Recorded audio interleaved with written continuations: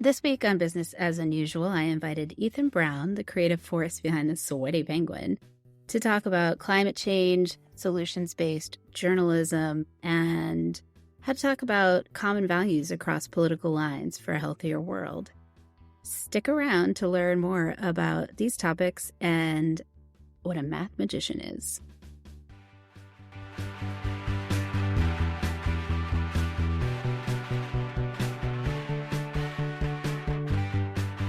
Business as Unusual is a thought-provoking podcast that explores the innovative strategies, disruptive ideas, and unconventional practices driving successful leaders and companies in the ever-evolving world of modern business.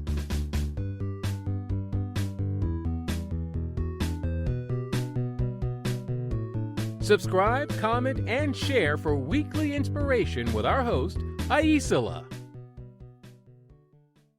Welcome to Business as Unusual. This is Aicila, and I'm delighted to be here today with Ethan Brown, a founder, and I guess we're going to say environmental hero, who started the Sweaty Penguin. He's giving me a look, so thank you for being here today to talk about your work and what you're up to. Appreciate it. Yeah, thank you so much for having me. Honored to have the new title. I feel like sometimes you just need a title to encapsulate things.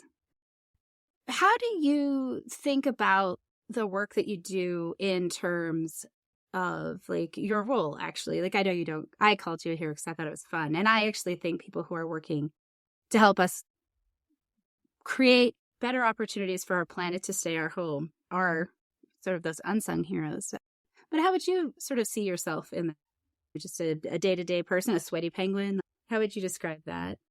Yeah, I think that my passion, and I guess as I've gone further into my career, has really stemmed from an observation that climate doom, climate denial, and even climate indifference are all sort of rooted in this same feeling of fear, anxiety, distrust. And once you can break that down, you can actually find a lot of common ground among these very extreme groups. So what I've done with The Sweaty Penguin and with my other writing is to use solutions, to use critical thinking, sometimes to use humor, like in the podcast, to really target that emotion. And when we do, we can bring a lot of new people into the climate conversation. My philosophy is always climate solutions should not be sacrifices. They should be ways to make our life better. And they can be that. And getting that message out has really been what my career has become and what I hope my role is in the broader climate conversation. I'm here for it.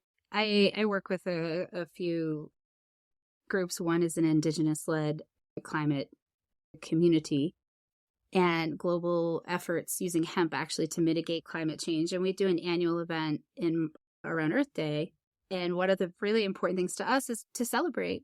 A lot of environmentalism traditionally, in my experience, is sort of a defeatist and kind of a downer. And really, we're here to celebrate the Earth and our life here and our opportunity to be, comrades that are co-supporters on this amazing journey and discovery and innovation. So I really appreciate that you're finding ways to help people see beyond that immediate sort of like, oh gosh, like I feel like I heard once people often go from denial to despair.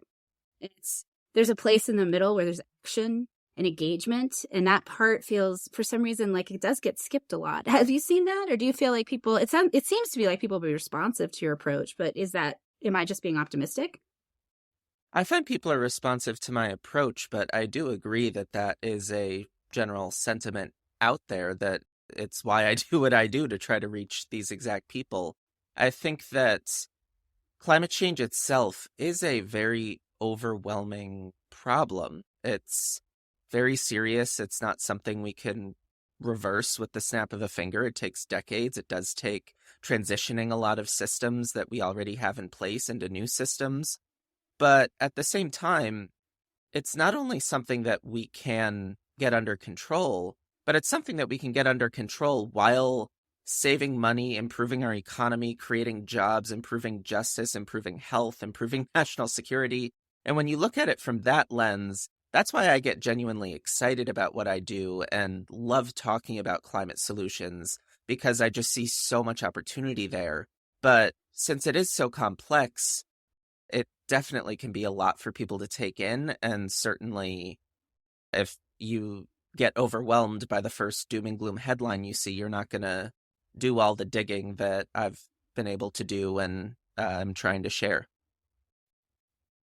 Would you be willing to share an example of a solution that meets one of those criteria, like helps us save money or national security? So, because I think that is important that people understand that there's a certain amount of marketing that takes us away from maybe the facts. And I'd love to hear one of those examples so people could get a chance to connect to that.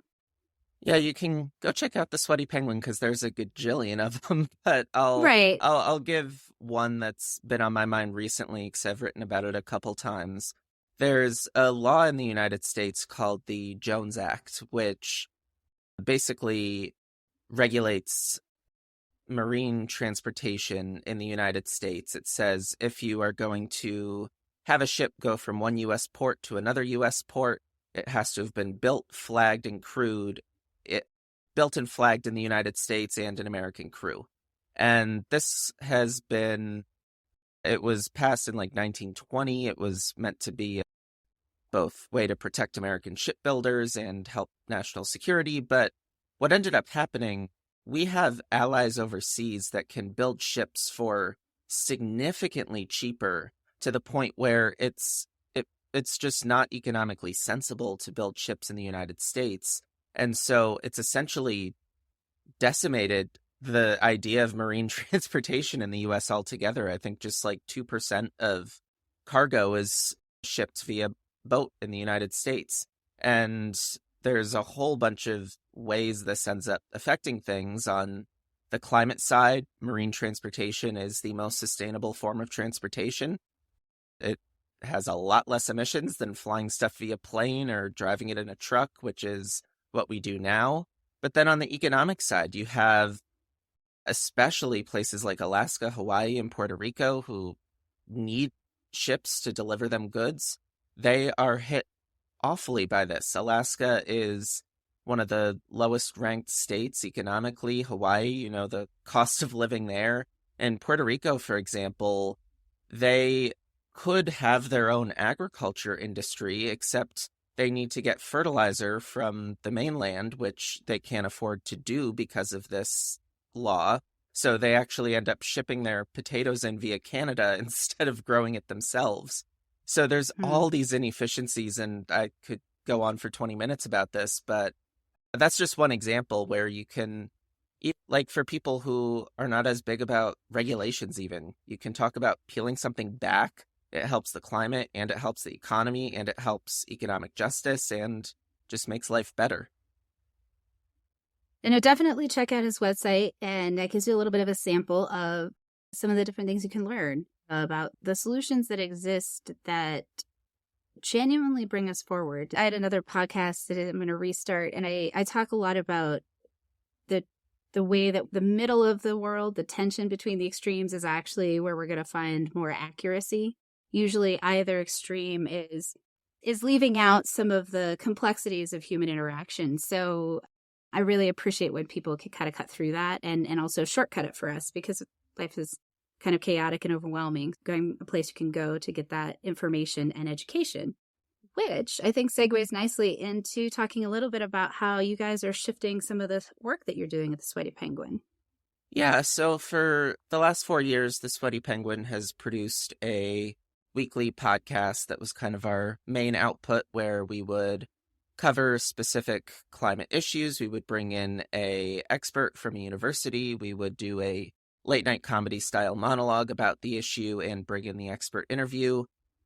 We created a library of over 200 episodes, which so beyond proud of. And we ended up licensing the podcast to PBS's climate initiative, Peril and Promise, for a few years. Unfortunately, that initiative ended up losing its funding, and so that kind of folded up, and we were in a bit of a, do we try to find new funders? What do we want to do? I ended up making the decision to shift our focus away from the podcast and instead pursue another project that sort of fell in our laps. At the University of Kansas, they created a geography course that replaced their textbook with The Sweaty Penguin.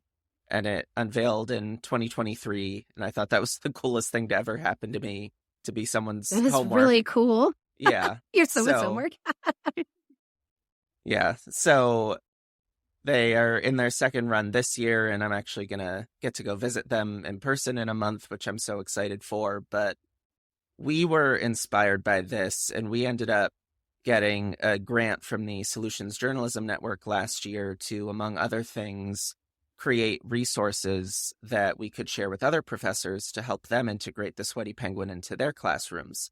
And we ended up hiring one of the students that helped develop the KU course, and we worked on that for a while. And I really want to see this get rolled out. So I'm spending my time now focused on putting these resources together and getting them into classrooms. I think our goal all along was to not just create content that led people to engage in the climate conversation, but actually get them engaging with each other. And I didn't know what that would look like for the longest time, but to be able to facilitate that in a college classroom, I think that's just so exciting.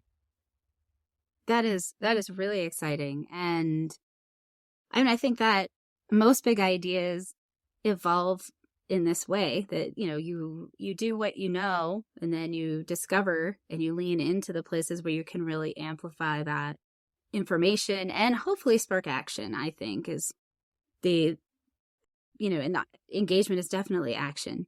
And people learning about the depth of things instead of the sound bites that we get so easily delivered to our front door. Yeah, I think that's really inspiring. Thank you for doing the work and for sharing it. I really appreciate that. So I'm curious why you. It's one of the questions I like to ask people, because we all live on this earth. We all have, there's plenty of people, not that you aren't unique, but there's plenty of people who've had similar experiences. And yet, for you, that sparked this. Do you know what that was, that moment that sort of made that come alive in you, that this is where you had to lean into? Because I also know that things like a podcast are not no effort, and they're less effort than they were. When I started, it was a whole different story.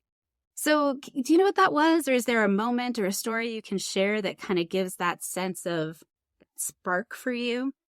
There's a few things that play into it. One is just a bit of my background. When I was from ages 10 to 15, I performed a mental math stage show called Mathemagics all over the world. And that was a very unique and fun and interesting experience. And I got to perform at a lot of really cool venues, from TEDx conferences to the World Science Festival to a conference in Vegas. But what I enjoyed most in doing that was going into schools, usually like elementary or middle schools, and doing my show, and then going from classroom to classroom, teaching the students how to do all the stuff in the show.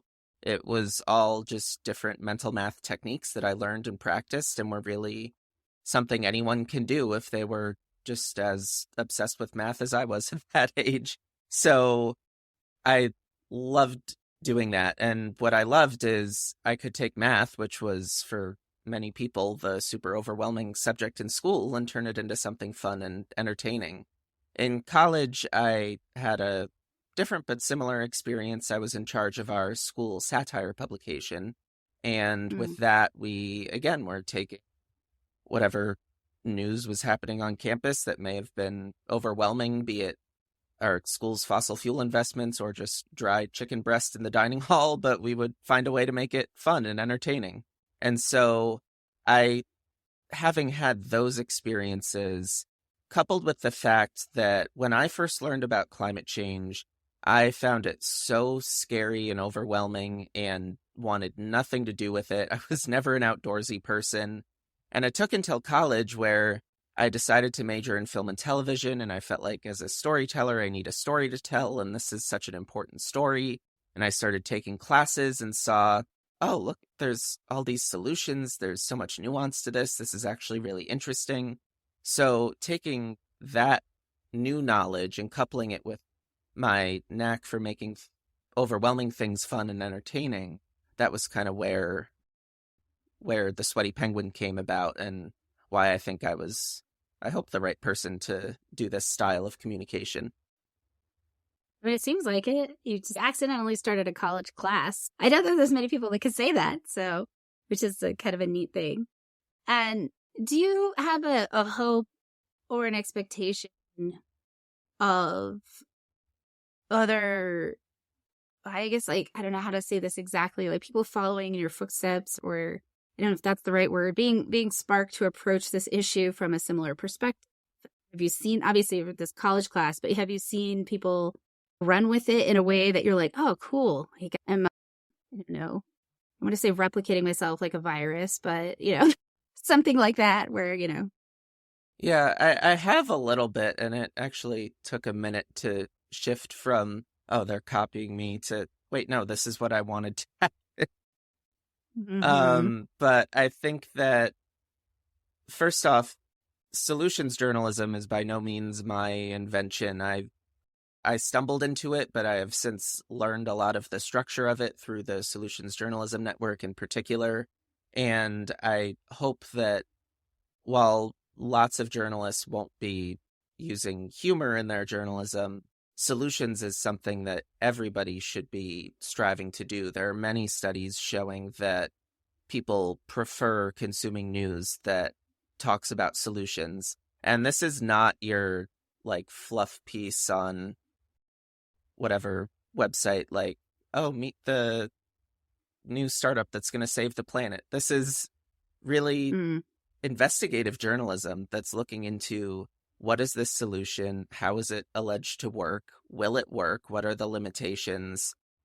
And that's really important, because while a lot of people talk about how we need to address climate change, we are in the process of doing it. The US has dropped its emissions by like 16% since 2005. Our energy grid is already 40% decarbonized. So we're in this process, and we need to be looking into, what are the responses? Are they working? And how can they be better? So that's where I hope more journalists can take that approach more often. And I'm glad that I stumbled into it and have since learned the importance of it. Yeah. Do you have, I guess my experience is that the day-to-day inspiration, especially when you're facing something overwhelming. I mean, you have to start with, we're not solving this today. Like I used to do social justice, grassroots organizational leadership, and is say, it's a marathon, not a sprint. Like you focus on one thing at a time. So I know that there's that approach, but is there anything else that you think of that you're like, wow, this is the thing that keeps me going, keeps me inspired, or this is how I recharge when I've hit like a wall of overwhelm myself? That's a really good question, and something I'd need to get better at. But I think, in all honesty, it comes from a level of self-confidence. And I always feel weird in the sense that I think oftentimes I feel very humble and imposter syndrome. But at the same time, I do believe, with a lot of the past experiences that I've had, that I'm very good at what I do. And I think the reason for that too is the fact that I've managed over the last few years to be able to talk about climate with folks on the left and folks on the right, and through very much the same messaging, reach both groups of people. And I've even gotten the opportunity to go on a lot of podcasts and radio shows and television programs with hosts who were a lot further on the right, and we'd have great conversations about climate, and they'd tell me they found it so refreshing to talk to someone reasonable about this. And so that, I think, gives me a lot of motivation, because I know this isn't something a lot of people like to do or have the patience to do or are good at. And since I've found that not only can I do it, but I genuinely enjoy it, I really want to just do that and try to help how I can. I think that is awesome. Now, I think that is so important. I feel like the polarization and the weird identity things that I see in left and right, where we get attached to, I am this identity, and that means I oppose this, and they've done, I don't know if you've ever heard of moreincommon.com, but they've done a lot of studies on that, qualitative studies, and just shown actually we're not that far apart. It's the messaging about how far we're apart is a lot more extreme than the actual distance between us. And I have close friends and family across the spectrum. And so for me, it's always felt really important that we recognize that we're a human family as well. It's not us and them. We're actually all in this together, especially when it comes to the climate. So we have to find things that actually work for the group. Yeah, everybody I talk to wants clean air, clean water, and a healthy environment. And whatever background they come from may define through what lens or what policies they would like to achieve that, but that goal has never been something I've felt pushback on, so I can always start there, find common ground, and then see where we go. Yeah, that's really smart and awesome that you're doing. We really need more of that. Well, thank you. Do you have any...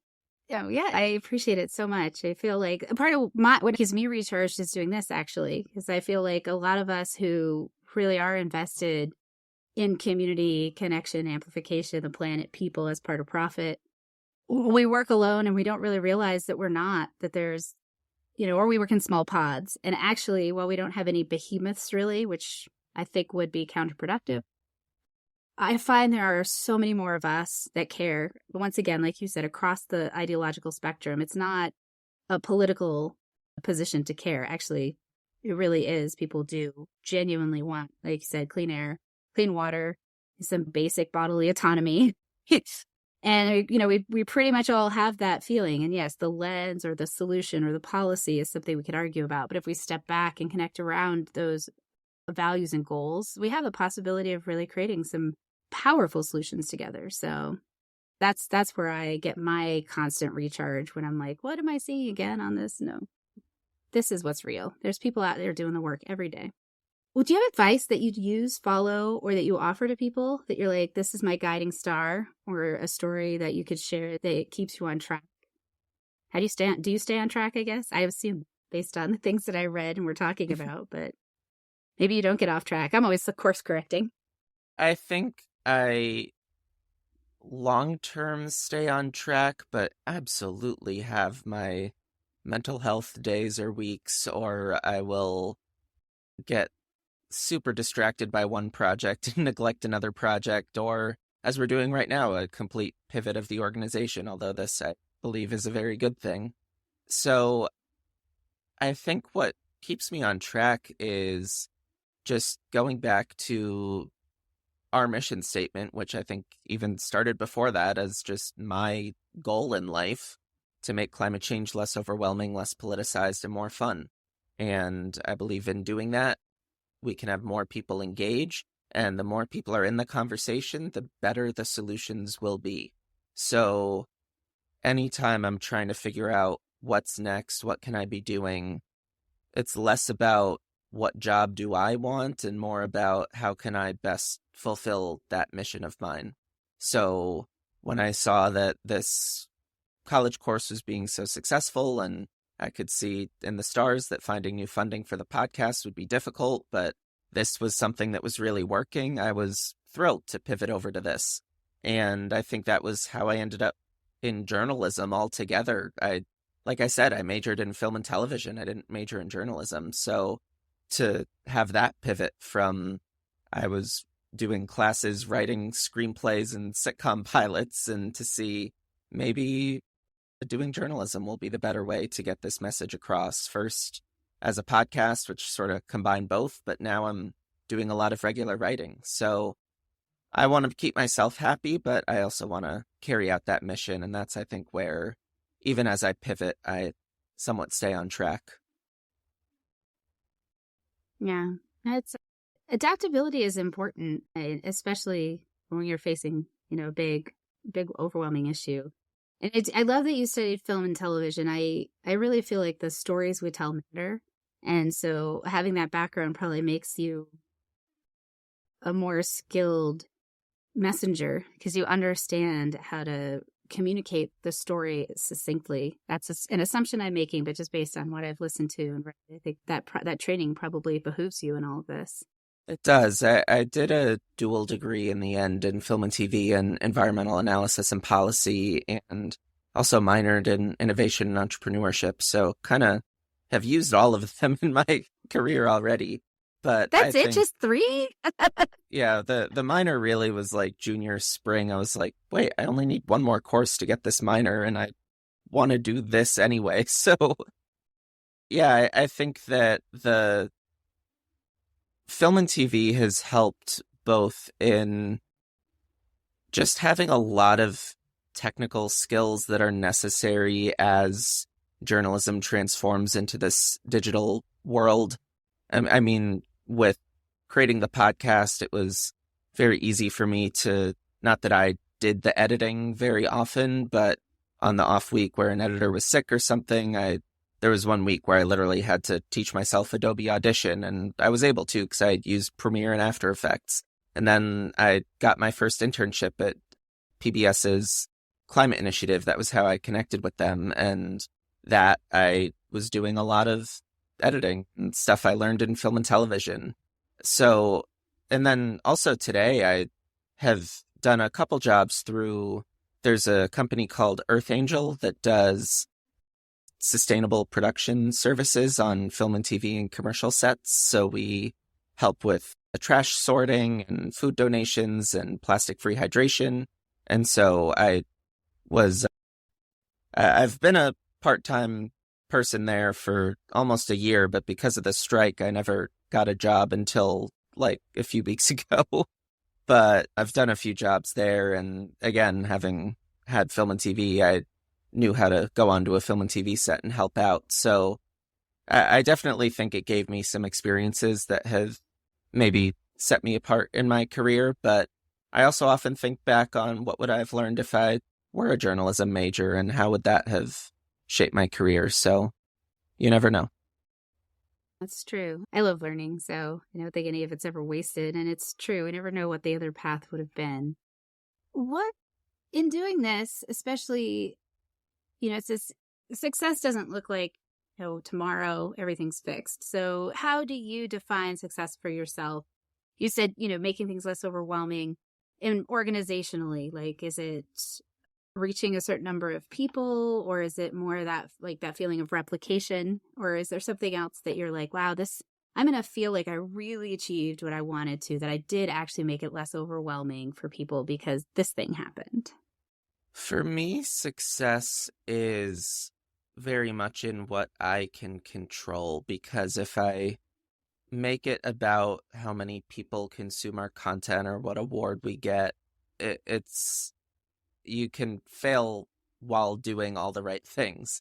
So I think I tried to, at least when we were doing podcast episodes, it was, did we get the episode out on time? How good was it? Did we really dig into this issue the way we wanted to? And then more broadly, I think in a lot of the anecdotal things, like this course, how did we reach people? What were they talking about in class? How can we learn from this? Just talking to friends who listen to a podcast or read my work, who are on the left or right, how did they respond? And if they didn't like it, what can I learn from that and do better next time? I think there's no point in which I feel like I did it, I achieved my goal, because the mission that I set out is not something that you can just achieve. It's something that you are constantly working at. So really just looking at those baby steps, being proud when I get work out, and then getting feedback and learning from it and doing better the next time. Yeah, thank you. I think that's a good advice. So take note, folks. What's the best way for people to connect with you, get to know your work, participate in some fashion? Yeah, our website is thesweatypenguin.com. If you want to participate, we have a Patreon page, patreon.com/thesweatypenguin. Excuse me. I'll say that again. if you want to participate, we have our Patreon page, patreon.com/thesweatypenguin. There you can get bonus content, even get merch, and we're really trying to grow that community now, especially as students from some of these courses are coming in contact with us. So really encourage you to check that out. That'll also help support this new project we're doing because we don't have a dedicated funder for it. And then you can reach me at EthanBrown5151 on Twitter, Instagram, TikTok. Lovely. Thank you so much for taking the time to talk to us today. I really appreciate it. Is there anything else that you want to say or share about before we say goodbye to everybody? I don't think so. Thank you so much for having me. This has been really fun. Delightful. All right, everybody. Talk to you soon.